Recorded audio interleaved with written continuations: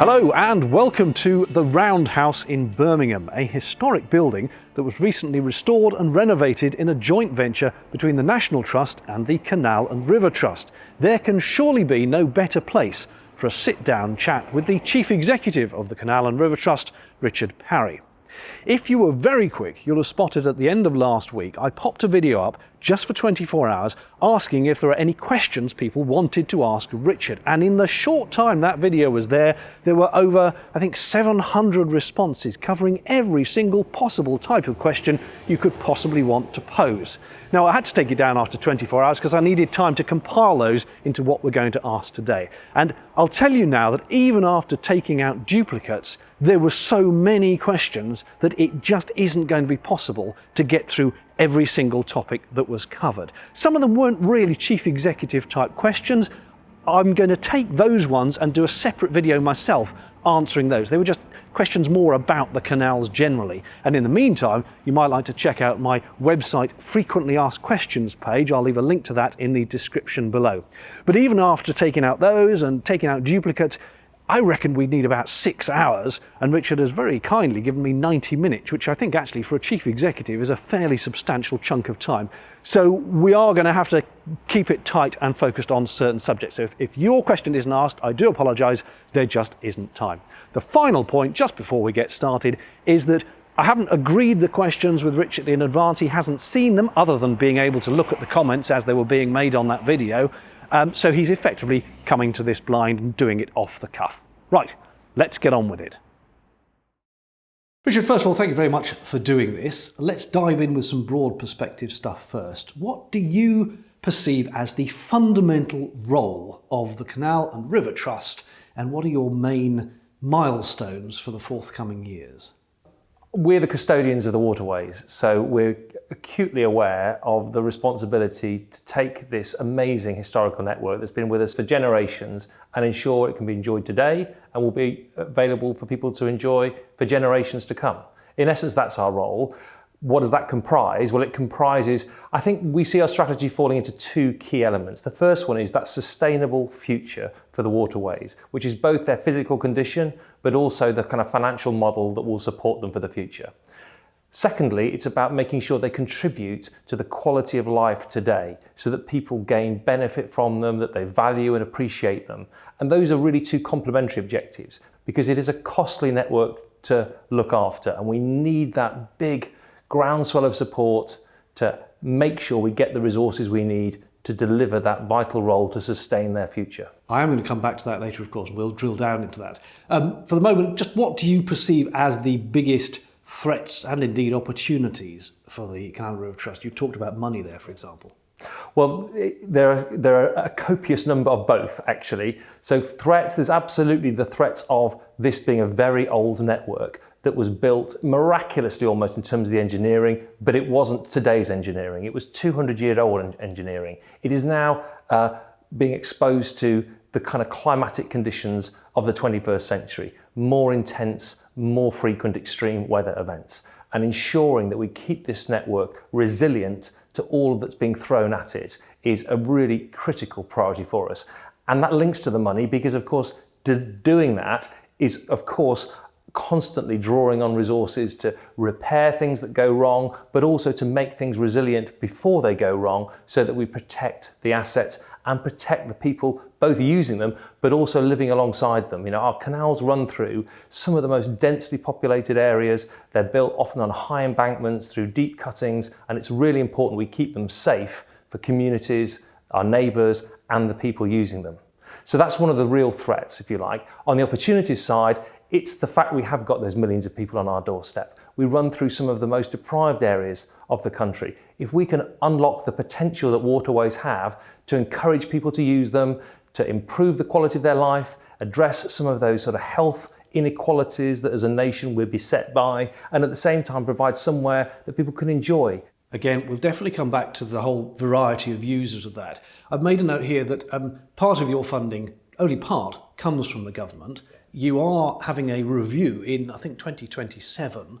How big a problem is it if either they scrap the funding or give you less funding or don't even increase it with inflation, things like that? How crucial is money from the government? Of course, I acknowledge a nice problem to have, the fact we do have some security for a few more years. But there is a real cliff edge for us in 2027 with no assurance that we will have grant beyond that. And to answer your question, we depend upon that grant. And if we don't have it, then I fear there will be a vicious circle whereby we simply can't undertake the care and maintenance it needs. That of course will lead to deterioration. That will of course mean there's less people using it, more issues occurring that we have to respond to, and on and on. And so it's really important that we make the strongest possible case for future funding. Okay, that's all the big picture stuff. I'm going to briefly dive to you personally. Right. What involvement with the waterways do you have? Do you own a boat? Do you go narrowboating? Do you go angling? Do you cycle along the towpaths? What? I'm mostly a towpath walker, okay? So I don't have a boat. It would be lovely in many ways to have a boat, but goodness me, I've got a 2,000 mile network to care for. I know how much care a boat takes as well, and I fear one would distract from the other. So I'm happy that my role is to care for the network. But I think they're an amazing resource. I've lived in the West Midlands. I'm going to stop you there, but have you been boating? Have you had a narrowboat holiday? Have you been aboard with a liveaboard for a couple of weeks? Have you integrated even for a day or so here with the hardcore boaters who are out there living it, holidaying it, etc.? The short answer is yes, I've done some. The longer answer would be I've probably not done as much as I would really like, and probably as much as many boaters would like me to have had. But I've had boating holidays before I took this role. I was lucky enough to be one of those families that did boating holidays, most years through my sort of early teenage years. So I really value the memory of that. I did some more when I was at university. And I've done little bits the odd day here and there since. I had a Canal holiday before I took this role, so I could really kind of immerse myself for a short time. And since then, I've taken advantage of boating buddy opportunities. And that's the scheme whereby a number of boaters have very kindly offered to take colleagues, employees of the Trust out for a day. I had 2 days last summer, having missed out for a few years, and I keep in touch with some of those I've been out with in previous years as well, and I'm looking forward to some of the invitations that I've had to join them in the summer that we have coming up. I get lots of chance to go on very short boat trips because of course a lot of events and things I go to involves getting on a boat, travelling about 50 yards and getting off at the other end. I don't think that counts, but I do absolutely understand how important it is to really see it from the boater's perspective. And one of the things I've really missed over the last couple of years is not going to festivals and spending time talking to boaters. I think the boaters who do those sort of festivals will certainly testify that I'm very active in talking to them, understanding things from their perspective, because I think it's absolutely vital, really in any role, but particularly perhaps this one, to walk in your customer's shoes and to really understand what matters to them. Let us turn then to some of the boaters. When I put this note up a week ago saying I'm going to be doing this interview, does anyone have any questions? A lot of them were very general questions, a lot of them were quite wide, some of them quite narrow, but there were quite a lot from what I can only describe as fairly angry boaters who feel that in many ways they are second-class citizens on the waterways or are ignored or overlooked. Are non-boaters being given priority over boating because of what you talked about earlier, needing to widen your spread and get funding in? Do boaters get pushed down the list? No, they don't. And I really want to stress that. However, there is, of course, the importance of us speaking to the wider audience as well.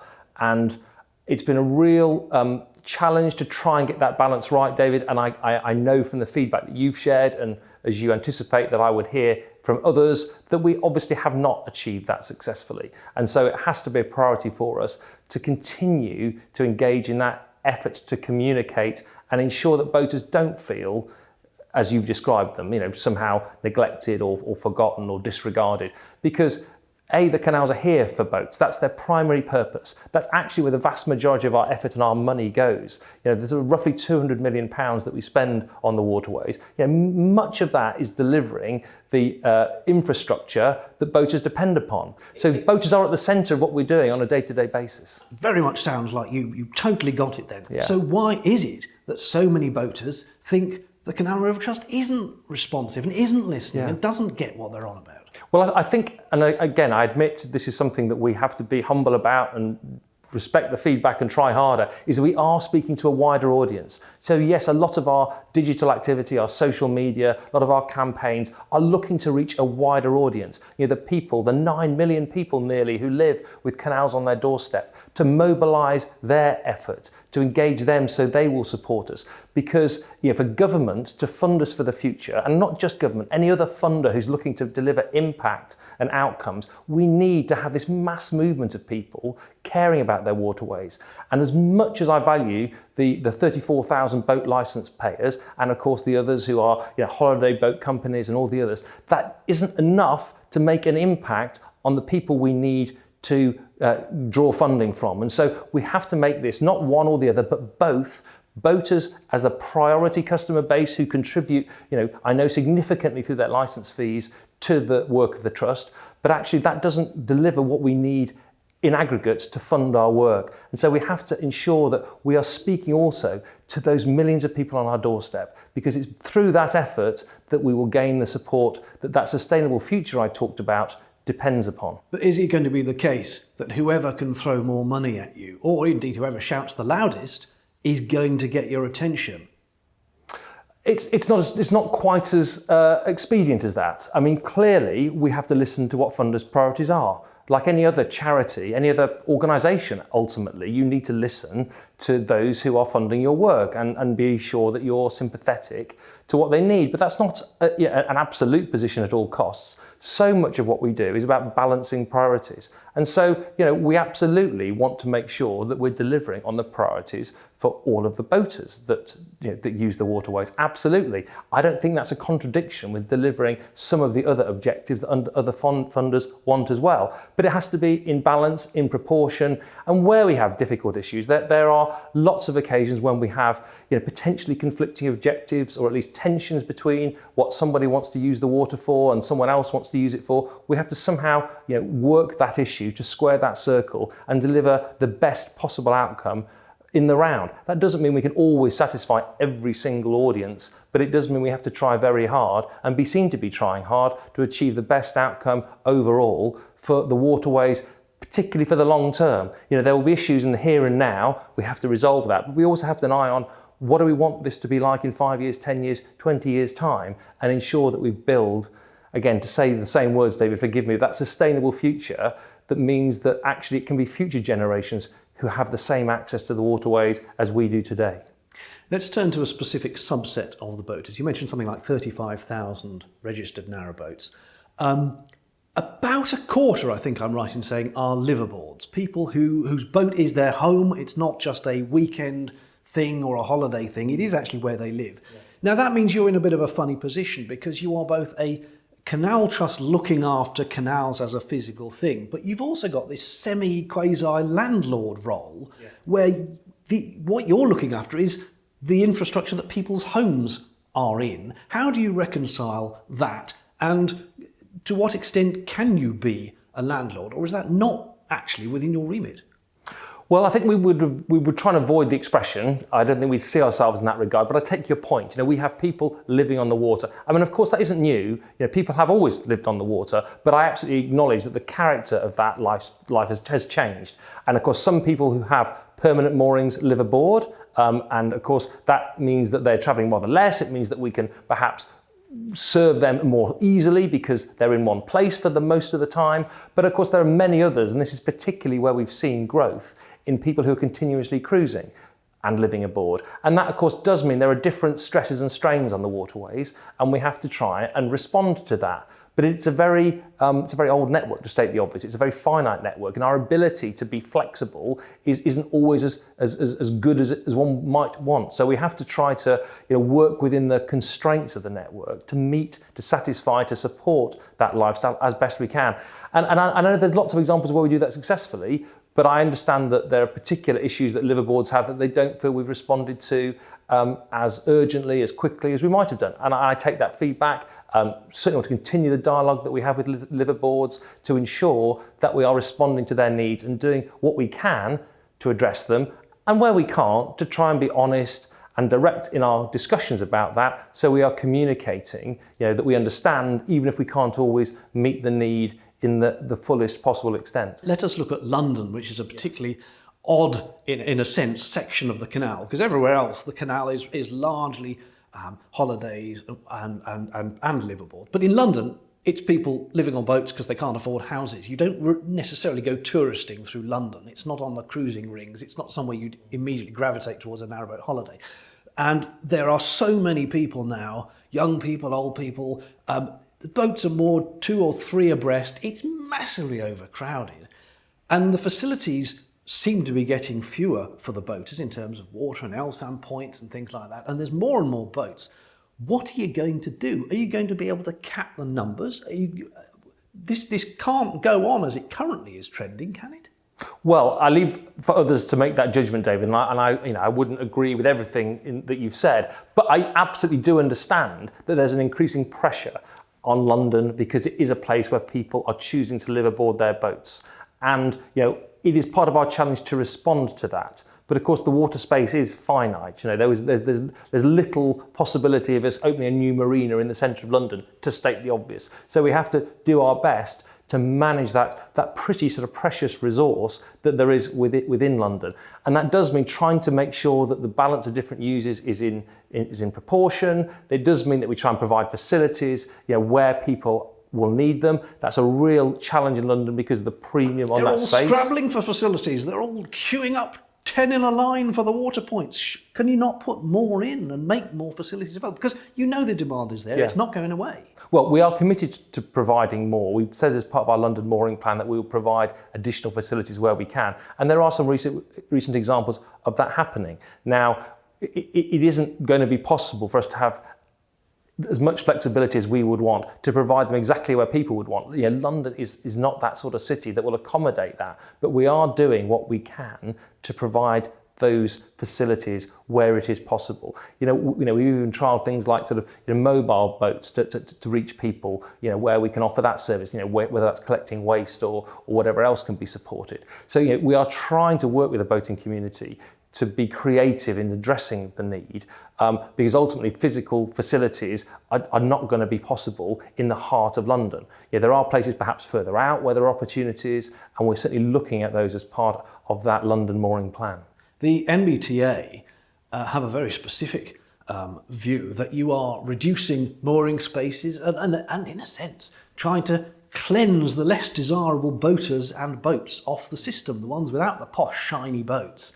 Do you accept that perspective at all? No, I don't. The last thing I'm worried about is the shininess of a boat. Just to be facetious. But critically, we are trying to support that demand where it is. When you license a boat, you are unrestricted where you go. So there's no ability for us to direct that you can or cannot go to London. So we ultimately have to work with the people on their boats wherever they want to be. And that's great. That sets a very clear agenda for us to try and accommodate, to manage the waterway in the most effective way we can. But it is certainly true that we have seen very considerable growth in the number of boats in London, and the waterway isn't getting any bigger. So it isn't that we're closing things off, it isn't that we're restricting moorings, it's actually that there is just more pressure on what is there. Now, we have tried to provide some long-term moorings in a few places, in relatively small numbers. We are trying to provide a very small number of bookable moorings, because actually there are people who do want to come to London for leisure. It is a destination people are attracted to, and we do want to try to provide somewhere that gives people some certainty that they will have somewhere to moor when they arrive. But that absolutely is not at the expense of all the liveaboard boaters who are in London for most of the time. We are absolutely trying to balance the different needs and ensure we use the space as best we can to satisfy the overall needs of the users. And yet, to pick another example from the NBTA, one of their recent campaigns, you've wiped out, I think they're saying something like just under 300 mooring spaces along the River Lee at Broxbourne because a local rowing club have cited safety concerns. Now, I've seen pictures of that stretch of river. It's nice and wide, you can get the rowing boats on, and okay, maybe not triple moored or even double moored narrowboats, but surely there could be no harm in having a line of single moored narrowboats along there. How is it you bow down to the rowing club and in a flash the mooring's gone? When there was a public consultation and it was said, well, okay, we're not going to, but I hear that actually you are enforcing the no mooring zone. No, so again, lots to clear up in that, David. So let's go back. So the rowing clubs have been on the river for a long time, about 100 years actually. And until very recently, there was no issue in terms of the the conflict or the potential for conflict between moored boats and the rowing club. What we have seen is that because of the growth in boats, actually there are occasions where there will be boats that are moored in such a way that they impede the rowing. And of course, to state the obvious, it only takes one or two boats in a whole stretch to mean that the entire rowing activity is impacted, is impaired. So what we try to do is to make sure that the mooring is done in such a way that it doesn't interfere with the rowing activity. Now, that isn't about losing hundreds of mooring spaces, not at all. In fact, we've looked and demonstrated that in the sections where we're seeking just to impose some limits in the way that mooring occurs, that actually we are not going below the average use of that stretch of mooring anyway. So there should be enough space. But there are signs up saying no mooring. Well, there have been signs saying no mooring for some time. They are in places, so let me be clear about that. What we've agreed to do, and this came out actually of a dialogue, with boater representatives, was to enforce the rules as they have always been. So there has been some, as you said, some feedback about what the character of these water safety zones should be. So we haven't pressed forward with that, but what we have done is to ensure that we enforce the mooring restrictions as they should always have been enforced. That's not in sort of bridge holes, on lock landings, in sort of constrained sections of the network where there is a narrowing so that a boat there will cause some impedance to other boats passing. That's really what we've been enforcing. So anywhere else, in the normal common sense way of things, if you're moored not like an idiot, you're probably all right. Well, if you're moored in a responsible way that recognises the environment that you're in, the width of it, etc., then there should not be a problem. Of course, I'm generalising. I can't speak on the ground about every single 100-yard section on this kind of several mile long stretch. But the team in London is not trying to push boats off. It's trying to accommodate the boats in an effective and safe way so that the rowing can carry on as well. It really isn't, again, either or. It really is an attempt to accommodate both. Now, clearly there's been some feedback that we haven't managed that dialogue as well as we might have done, and we continue to try to improve that, and we are committed to doing that. So, my plea to boaters involved is not to sort of pin on us some view that says we're always in the wrong and everything we say is some sort of hostile act. It really isn't intended as that. We're genuinely trying to find the best way forward in dealing with a finite space that is much valued by many people. And it's great to have that problem that many people value using it, but we do have to find some way of ensuring it can be used safely by the different groups, and that's our entire purpose here. Nothing more malign than that. I'm going to throw one more mooring question at you, but it's not to do with London, you'll be pleased to know, just generally. Some moorings, because you have moorings yourself, as the CRT, as well as all the marinas that are privately owned, you have some. And some of them are sold off on a fixed price, and some of them are auctioned off. And that doesn't auctioning inherently mean that only the rich people can afford, the richest will be able to afford them? Isn't that a bit divisive and exclusive? Well, I take your point. We are obliged actually to secure best value for those moorings. We have to operate within a competitive market. There's some sensitivity. But you could just say, this is a fair price, and here's the price for that mooring, rather than making people bid against each other. Well, it's a very dynamic market, as we've described. Just the examples of the numbers of boats changing. And so the only way really for us to find what that market price is to make it available for auction. And then the market itself will determine what the price for that mooring is. People aren't obliged to bid for more than they're prepared to pay. So ultimately, the auction price will identify, will inform us about what the market price is. We don't do that everywhere, but we do it at the sites where we know there is a lot of demand. We have a very costly network to manage. We really do have to secure the income that supports that work. It's really necessary. I understand your point about wouldn't it be good if it could be more affordable for more people? And there are moorings in other places where that will be the case. But these really high premium, attractive sites, particularly those in London, we do have to ensure we get the right market price for to help fund the work that we need to do to maintain this very costly network. And speaking of that network, and going back to points you raised right at the beginning, let's talk about the maintenance of it.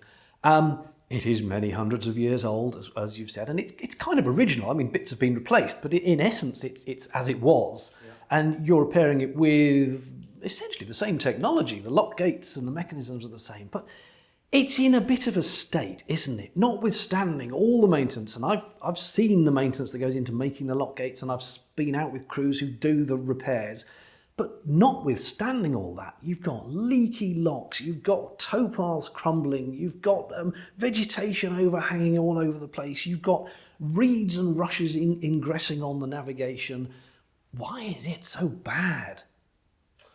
Well, not to at all disagree with your own experience, because I'm sure you're on the cut more than I am, but our overall measures of asset condition show a very gradually improving trend. I mean, very, very gradual, but it's not deteriorating when one takes the macro view and tries to consolidate all the data that we have for the network as a whole. Now, that's not to say that there won't be a number of locks that are leaking, a number of other problems. That's partly the cycle of asset management. So you're taking a long-term view. We replace lock gates, roughly every 25 years. So of course, a lock gate in its 24th year is not going to be performing as well as in its first year. But when one makes any kind of calculation around the cost of maintenance and repair, you have to take that long-term view and ensure that you're getting the very most out of all the assets that you spend. If you cut that life to 20 years, let's say, just to keep with lock gates as a simple example, you're probably going to then add sort of a 25% to your annual cost, because you're replacing gates that much more frequently. So the only way to manage any infrastructure network is to take a long-term view and to judge the maximum asset life you can secure by doing good maintenance along the way. And I know we haven't always done that. There's partly it costs money to do that as well, and so it's partly about how do we make sure we resource all the things one would want to do. It's easy to do it on paper and make it look perfect. In the real world, there's lots of challenges about how you deliver that preventative maintenance, that regular maintenance. Would you say you're firefighting more than being proactive? No, I wouldn't say that, but there's an element of both, David. I mean, we have a long-term plan, we have an asset management plan that we deliver so that all the people out there, our inspectors, our operational teams, our construction teams, everyone is working to an overall plan, but that plan has to change. It has to respond to this very real-world environment that we're in. Things will fail more quickly than we would have expected. A lot of assets we can't see. So one of our biggest challenges, for example, is the 2,000 or 3,000 culverts that run underneath the canal. Now, we undertake some inspections of some of those, but it's a very expensive thing to do to inspect a culvert. You could easily spend a lot of your maintenance budget just inspecting something. So very often we find a culvert that will fail that we haven't had recent inspection data for. So we're then on the back foot, as you say, firefighting, because we've got to go in and fix that culvert. Now, that's not really a maintenance issue, because actually there's very little you can do to maintain a culvert. It's really about us trying to be informed about the asset, to know where the priorities are for investment, so we can catch things before they fail, intervene in a planned way, because intervening in a planned way is obviously good because you can tell people in advance and warn them, and also because it's much cheaper to fix things in a planned way than when you've suddenly got a crisis and you're having to mobilise people in the middle of the night and get a contractor up and running, and all of a sudden you're trying to plan and fix on the hoof. So we try and avoid that, but the nature of this infrastructure is that it will always be susceptible to those sort of failures, no matter how good we are at that proactive long-term asset management. And I've got teams of people, just to sort of give a mention to them, who are devoting their lives to this. So that's the other thing to say. This isn't something we do casually almost, or without thought. We are investing a huge amount of thought in trying to make that judgment, capture the data, understand what the data tells us, prioritise, and then deliver against that plan. This is all very expensive, as you have mentioned. Your annual report rather kindly details some financial details of the top members of staff of the Canal and River Trust. And I'm just going to read here, it's £1.6 million goes to the key management personnel. Now that is around about 1,600 whole boat licences for a year, just to pay for, I think, something like 38 top staff. Are these salaries, including your own, and there's one guy who gets even more than you, almost £250,000, are they justified, as given that you are a charity and that there's all this stuff that money needs to be spent on? Look, it's a challenge that I'm clearly, it's a personal one for me to address. I make comparisons with the outside world. I don't set my own salary, I should say. We have a remuneration committee of the trustees that looks at those benchmarks and makes its determination about what salaries to award to those key management personnel as you describe. I think if you look at our salaries against others, it doesn't necessarily look like we're out of step. Indeed, we're paid rather less than other utility companies, for example, others who are managing risks on a kind of a comparable basis to ours. But look, I'm very conscious that the salaries that we're paid, we have to work hard and we have to deliver on those to convince all our customers, all our funders, that it's justified. The one thing I will say, and this isn't, again, trying to choose my words carefully, when we came out of British Waterways, the senior team salaries were reduced. So the salaries for the senior team today are lower than the senior team were being awarded in 2012 as British Waterways. So that was under government. So if people want to make comparisons with other public sector roles, which is absolutely valid, our salaries are lower than they were when we were in the public sector. But I'm acutely aware of the importance of justifying those salaries through the work that we do. And ultimately, my board members, who are themselves appointed by our council, which is composed of all the various different groups on the waterways, including boater reps, but including other stakeholders, they are there to make that determination about what is the requisite salary for the sort of roles that we carry out. And David, I know it's a lovely role and I love doing it. There's an awful lot of risk you're having to deal with a lot of the time, and you wouldn't want to have people in those roles who weren't of the caliber that meant they could deliver those responsibilities. And that's the kind of, again, that calculation that you have to make. Are we paying enough to get the good enough people? But let's not pay too much, because actually it's important that every pound counts. And I entirely understand that boaters would have that view, that we must see value for my salary, for the salary of my team, and indeed for all the other things we fund. The contracts that we take out, the offices that we have, everything needs to be able to be justified in the most open and transparent way. And that's what we seek to do in the annual report.